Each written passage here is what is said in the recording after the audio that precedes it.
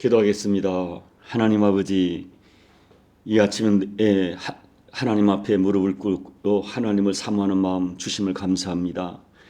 우리 주변에 너무나 많은 소리가 있어 바른 소리 듣지 못하는 이때에 귀를 열어 듣게 해주시고 세미한 하나님 음성을 분별하여 그 말씀 가운데 순종함으로 하나님이 기뻐하시는 하나님 나라 백성됨의 삶을 살아갈 수 있는 우리 모두가 될 수 있도록 은혜 베풀어 주옵소서. 업들을 간구하는 사랑하는 교우들의 간절한 간구가 하나님의 긍휼을 입도록 은혜 베풀어 주옵소서. 예수님 이름으로 간절히 소망하며 기도하옵나이다. 아멘. 마태복음 20장 29절부터 34절까지 합독하도록 하겠습니다. 그들이 여리고에서 떠나갈 때에 큰 무리가 예수를 따르더라.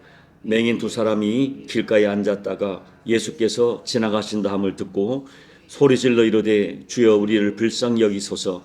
다윗의 자손이여 하니 무리가 꾸짖어 잠잠하라 하되 더욱 소리질러 이르되 주여 우리를 불쌍히 여기소서. 다윗의 자손이여 하는지라. 예수께서 머물러 서서 그들을 불러 이르시되 너희에게 무엇을 하여 주기를 원하느냐. 이르되 주여 우리의 눈뜨기를 원하나이다. 예수께서 불쌍히 여기사 그들의 눈을 만지시니 곧 보게 되어 그들이 예수를 따르니라. 아멘. 예수님 당시에 이게 여리고 성은 아름다운 향기라는 뜻을 가진 성읍입니다. 여리고 성은 향나무, 종려나무, 장미나무, 돌, 무화과나무 등 많은 나무들이 우거져서 참 그 향기를 바라는 이 팔레스타인 지역에서 보기 드문 아름다운 성읍이었습니다. 이렇게 아름다운 도시에 맹인들이 많이 살았는데요. 이 팔레스타인 기후나 여러 환경 때문에 오늘 본문에는 두 사람이 소개되고 있습니다. 이 마가복음에서는 이 두 사람 중에 한 사람의 이름을 바디메오라고 알려주고 있습니다. 이 두 맹인은 그 아름다운 여리고 성에 살고 있었지만은 문제는 그 여리고의 아름다움을 전혀 볼 수 없다, 또 누릴 수 없다 하는 불행한 인생을 살고 있는 사람들입니다. 그런데 여러분, 이 성경에는 유독 맹인에 대한 이야기가 자주 나오고요. 그 성경의 배치를 자세히 보면은 분명한 의도를 가지고 배치하고 있습니다. 그것은 육적인 맹인의 문제가 아니라 영적인 맹인됨을 소개하는 것입니다. 성경에는 더 진짜 불행한 사람의 영적인 맹인입니다. 요한계시록 3장을 보면 라오디게아라 하는 도시에 살던 사람들은 외적으로 굉장히 부유했습니다. 그래서 스스로 그들은 말하기를 우리는 부자라, 우리는 부유해서 부족한 것이 없다라고 말하는 사람들이었어요.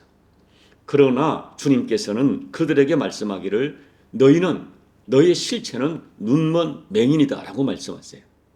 너희는 스스로 부자라 부유하여 부족한 것이 없다고 말하나 내가 볼 때 너희의 실상은 가난하고 벌거벗었고 눈이 먼 맹인이다 라고 그들의 실체를 밝혀주세요.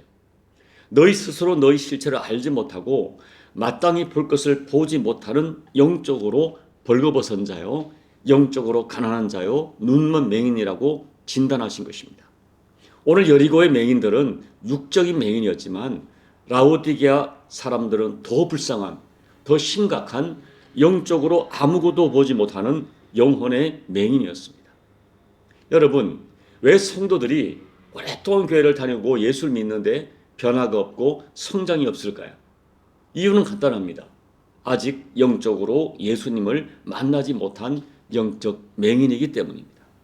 그래서 그들은 교회를 다니지만 가장 먼저 자기들의 죄의 실체를, 자기의 죄의 실상을 보지 못합니다. 그냥 형식적으로 죄인이라고 말하지만 내가 얼마나 심각한 죄인인지 자기 실체를 보지 못합니다. 더 나아가서는 그런 영적인 안목이 열려있지 못하기 때문에 이 형제들 또 가족들 모습 속에 있는 하나님의 형상을 보지 못합니다. 남편과 아내의 모습 속에 있는 하나님 형상을 보지 못합니다. 그래서 진짜 사랑을 못합니다. 더 나아가 자녀들의 모습 속에 담겨진 영혼의 가치를 보지 못합니다. 그래서 오직 자녀들을 육신적으로만 양육하고 육신적으로만 진단하다가 자녀의 장래를 망하게 하는 부모가 되는 것입니다. 안타깝게도 많은 사람들의 영혼의 눈이 감겨 있기에 영적 맹인으로 살아갑니다. 주님은 영적 맹인인 라오디게아 교인들에게 안약을 사서 눈에 발라서 보게 하라, 너를 치료하라 라고 책망하시고 너가 돌이키고 회개하지 않으면 너를 토하여 내치겠다고 무섭게 경고하십니다. 자, 오늘 본문에서 두 맹인이 예수님 만난 사건을 통해서 이런 영육 간의 문제를 우리가 다시 한번 진단받고 해결하고자 원합니다. 오늘 이 두 사람이 예수님 만나 인생이 치료받고 회복되는 사건을 묵상하면서 우리는 대단히 먼저 중요한 원리 하나를 발견하게 돼요.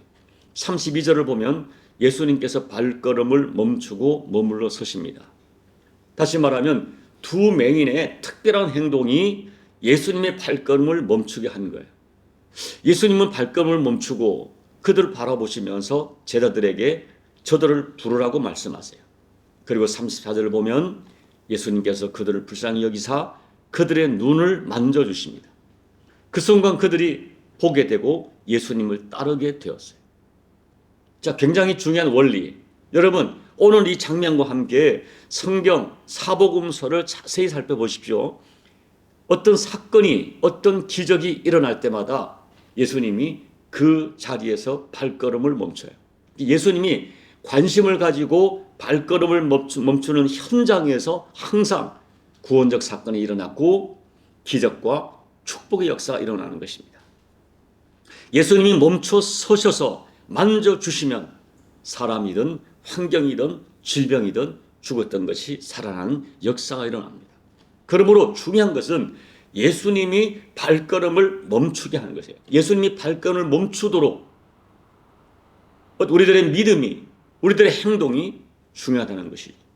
그런 의미에서 저는 오늘 저와 여러분들이 예수님이 정말 만나고 싶고 예수님이 발걸음을 멈추어서 만나고 싶은 그런 마음이 드는 바로 그 사람이 저와 여러분이 되기를 소망합니다. 그렇다면 예수님의 발걸음을 멈추어서 나를 만져주신 은혜를 잊기 위해서 우리가 배워야 될 교훈은 무엇일까요? 첫째는 예수님이 나를 지나가시는 기회를 놓치지 말아야 돼요. 기회. 나를 지나가는. 자, 그날 예수님께서 여리고를 성을 떠나기 직전 이 사람들을 만났어요. 예수님은 여리고를 떠나 이제 예루살렘으로 가시는 거죠. 이제 여리고를 떠나가시면 다시는 여리고성에 오지 못하십니다. 그러므로 오늘 이 두 맹인에게 그날이 예수님을 만나 내 인생을 치료받을 수 있는 마지막 날이었어요. 여리고를 떠나는 그날이었어요. 일생에 단 한 번밖에 없는 기회를 두 맹인이 결사적으로 붙들었어요. 여러분, 우리는 기회를 볼 수 있고 기회를 감지할 수 있는 영적인 감각이 있어야 됩니다. 우리가 기회를 소중히 여겨야 돼요. 은혜 받는 기회, 여러분 항상 있지 않습니다. 내가 하나님 앞에 엎드려 기도할 수 있는 기회 항상 주어지지 않습니다. 예배 드릴 수 있고 주님께 헌신할 수 있는 기회가 항상 주어지지 않습니다. 우리가 늘 반복되는 예배고 반복되는 기도이기 때문에 항상 내일도 우리에게 주어질지 알지만 그렇지 않습니다. 우리가 누군가를 사랑하고 누군가를 섬기고 누군가를 용서하고 누군가에게 용서받을 수 있고 누군가의 관계를 회복할 수 있는 기회가 나를 항상 기다려주지 않습니다. 두 맹인이 예수님이 지나가는 그날 그 시간에 그 길에 앉았다가 주님께 은혜를 입었어요. 자, 예수님 만나려면 그 시간, 또 예수님이 지나가는 그 시간, 그 길에 있어야 돼요. 예수님이 내 인생을 지나가는 자리가 어디입니까? 지나가는 시간이 언제입니까? 예배의 자리, 기도의 자리, 희생의 자리, 헌신의 자리입니다. 여러분, 어느 날 우리가 예배를 드리다가 특별한 은혜를 받을 때가 있어요. 예배를 드리는데 이상하게 그날 들려지는 말씀이 강력하게 감전되듯 나를 지나가실 때가 있습니다. 저는 제가 주께 목회자로 부름받은 것은 영화를 보다가 교회에서 종교 신앙 영화를 보다가 하나님이 막 강력하게 감동한 은혜를 입었어요.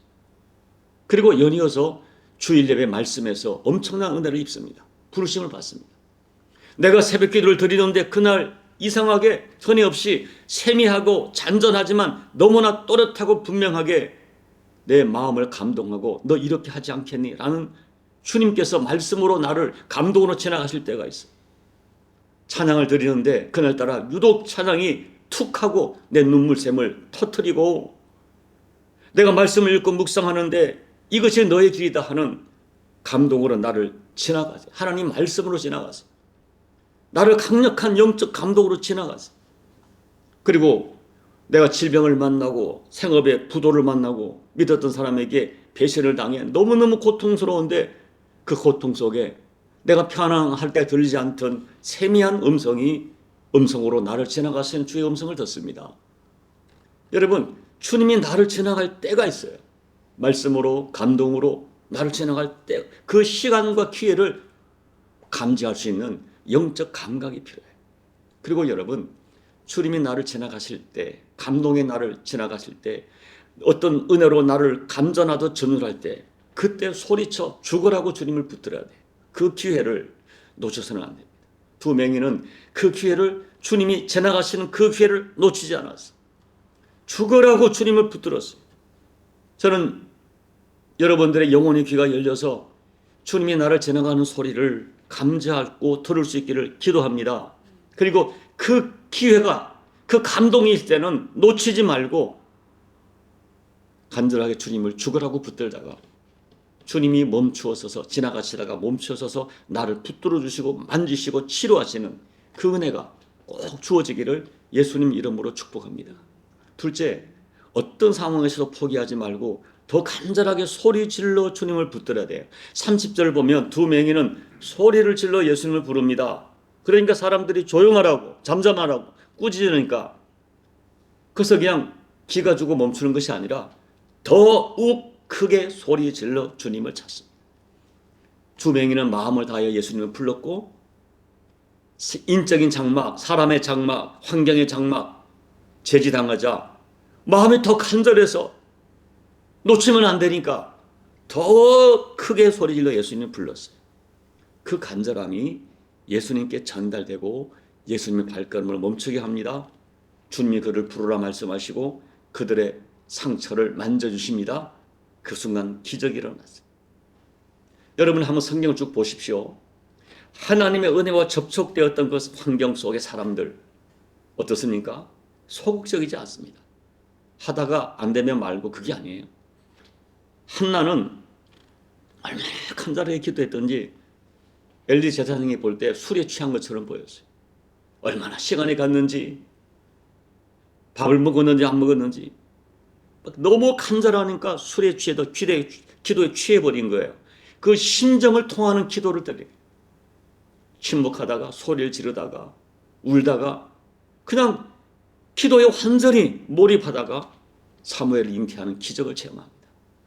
갈멜산의 엘리야는 목이 무릎에 들어가도록 7번 간절하게 기도하다가 하늘문이 열려서 3년 6개월 동안 메마른 땅을 적시는 기적을 체험합니다.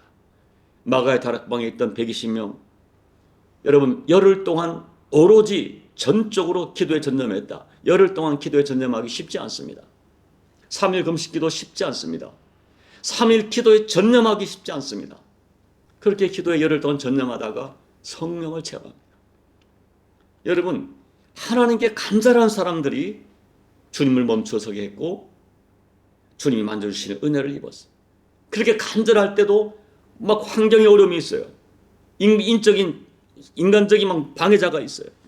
누군가 나를 너무 힘들게 해요. 그 장애를 뛰어넘어야 됩니다. 왜 많은 사람이 예수님을 깊이 만나는 영적 경험이 없으니까 아니면 말고 해요.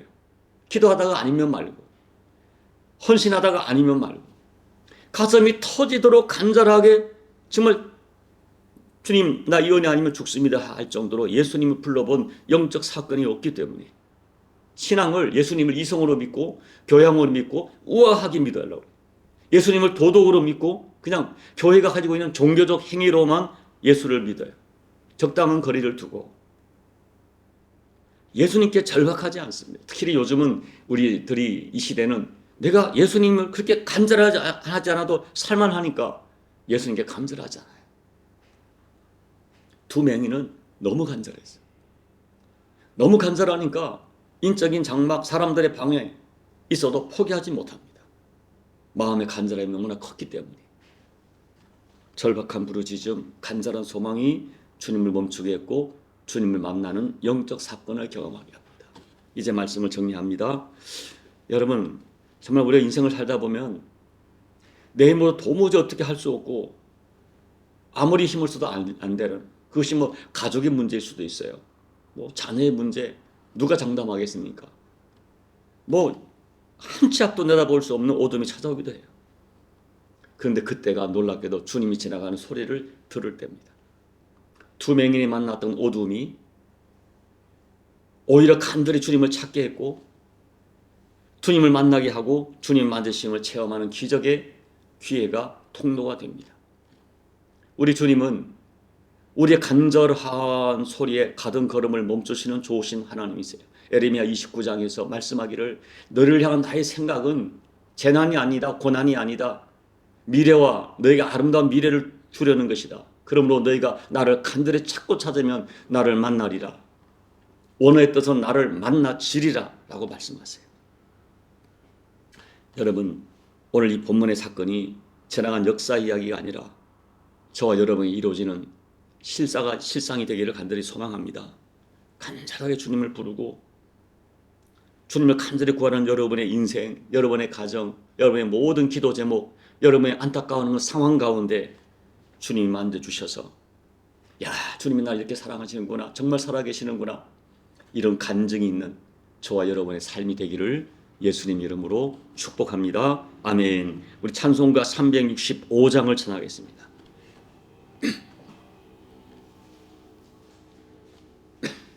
마음속에 근심 있는 사람 주 예수 앞에 다 아뢰오라. 슬픈 마음 있을 때에라도 주 예수께 아뢰라. 주 예수 앞에 다 아뢰오라. 주 우리의 친구니 무엇이나 근심하지 말고 주 예수께 아뢰라. 눈물 나며 깊은 한숨 쉴 때 주 예수 앞에 다 아뢰오라. 은밀한 죄 내게 있더라도 주 예수께 아뢰라. 주 예수 앞에 다 아뢰오라. 주 우리의 친구니 무엇이나 근심하지 말고 주 예수께 아뢰라. 괴로움과 두려움이 있을 때 주 예수 앞에 다 아뢰오라. 내일 일을 염려하지 말고 주 예수께 아뢰라. 주 예수 앞에 다 아뢰오라. 주 우리의 친구니 무엇이나 근심하지 말고 주 예수께 아뢰라. 죽음 앞에 겁을 내는 자여 주 다 아뢰오라. 하늘나라 바라보는 자여 주 예수께 아뢰라. 주 예수 앞에 다 아뢰오라. 주 우리의 친구니 무엇이나 근심하지 말고 주 예수께 아뢰라.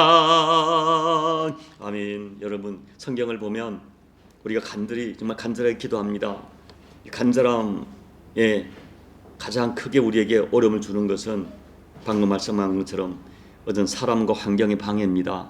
근데 더 성경에 보니까 더 우리를 힘들게 하는 것은 하나님의 침묵입니다.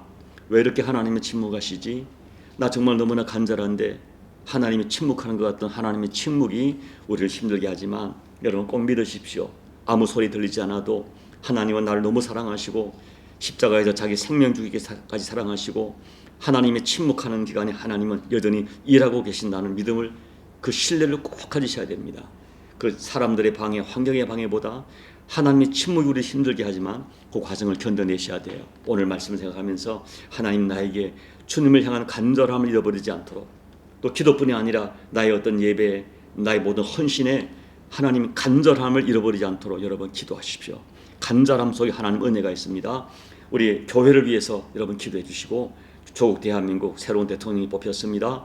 이제 좀 나라가 안정되고 바라기는 모두 서로가 인정하고 또 보복하지 않고 서로의 상처를 싸매는 이런 복된 역사가 한국에 꼭 주어질 수 있도록 여러분이 꼭 중보하며 기도해 주시고, 그리고 여러분 각자 개인 기도로 예배를 마무리하시고 돌아가시기 바랍니다. 기도하겠습니다. 하나님 아버지, 오늘 여리고성의 두 맹인이 부럽습니다. 아버지, 그들의 어둠이 예수님 만나게 되고 인생 최고의 사건을 경험한 것처럼 하나님, 우리에게 와진 어둠이, 우리에게 와진 고통이, 우리에게 와진 아버지 여러 가지 열악한 환경의 조건이 오히려 내가 너무 예수를 향하여 간절하게 할 수 있는 아버지 하는 기회가 되게 도와주시고, 하나님, 예수님이 나를 지나가실 때, 내게 말씀하실 때, 나를 권면하실 때 아버지 그 소리를 들을 수 있고 그 영적 죄를 감지할 수 있는 아버지 영적인 예민함, 영적인 영성을 더해 주셔서 주님이 내게 말씀하시고 나를 감동하시고 나를 이끌어가시는 그 기회를 아버지 놓지 않게 도와주시고, 하나님의 간절히 붙들다가 너무 하나님께 간절한 기도와 소원 가지고 하다가 하나님 앞에 살아계신 하나님, 간절히 찾고 참자를 반드시 만나주시는 약속의 하나님을 체험하는 우리 모든 교회를 될 수 있도록 도와주옵소서. 우리의 신앙이 아버지 이성적이고 교양적이고 도덕적이고 윤리적인 그런 신앙이 아니라 살아계신 하나님, 나를 위해 생명 주신 예수님 반드시 만나고 경험하는 영적 사건이 있는, 영적 체험이 있는, 영적 충돌이 있는, 영적인 아버지 이런 아버지 아름다운 접촉이 있는, 아름다운 간증이 있는 저들의 신앙 여정이 될 수 있도록 아버지 은혜 베풀어 주십시오. 하나님, 오늘 사람들의 죄지보다 더 두려운 것은 하나님의 침묵입니다. 이렇게 간절한데 하나님의 말씀하지 않는 것처럼 하나님의 침묵하는 것을 보일 때 너무나 힘들어하는 교우들 주여 만져주시고, 아버지 더 큰 힘을 주시고 용기를 주시고 포기하지 않는 열정을 더해 주셔서 하나님을 간절히 찾다가 아버지 하나님의 살아계심을 반드시 체험하는 우리 모두가 될 수 있도록 이세에게 믿음을 더해 주시고 하나님의 거룩한 용기를 허락해 주시옵소서. 앞서가 믿음의 일절처럼 내 상황을 보면 쑥과 담장을 보면 낙심이 되오나 아버지 진멸되지 않는 무궁하신 주님의 사랑을 믿기에 끝까지 내 주 하나님을 붙들다가 그 하나님의 사랑을 체험할 수 있도록 아버지 우리에게 살아있는 믿음을 더해 주세요. 용기를 주세요. 아버지 포기하지 않는 열정을 허락해 주세요. 그래요 내 하나님을 반드시 만나 그 하나님을 살아계신 하나님을 내 간정처럼 선포하며 말할 수 있도록 아버지 은혜 베풀어 주시옵소서.